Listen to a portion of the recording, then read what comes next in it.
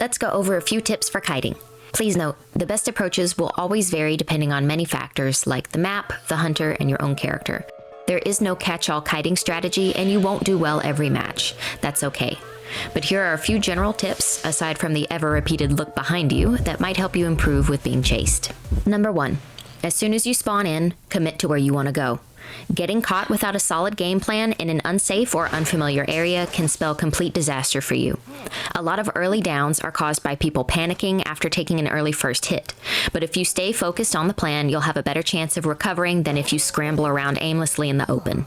I suggest aiming to have at least 2 kiting areas on each map that you're comfortable in, and 3 for the bigger maps. Number 2, manage your resources wisely. Resources includes your items, internal and external traits, and pallets on the map. Spamming any of these early game rarely helps you as much as you would like, and is more likely to leave you vulnerable for long stretches during your chase. When you're being chased, make note of things like if the hunter follows behind or tries to cut you off, and if they swing at pallets, and plan accordingly. Your health even counts as a resource, and you can manage it by making sure you don't take unnecessary extra damage. A chip is better than a hit, and a hit is better than a terror shock. Sometimes you will be put in a tricky situation where you're going to sustain damage regardless of what you do. Always try to take the lesser amount. Additionally, when the last cipher is primed and you have borrowed time, stop using your resources. You will need them for surviving detention.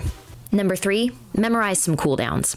At the very least, I recommend committing to memory the initial blink cooldown and the cooldowns of the hunters you struggle with.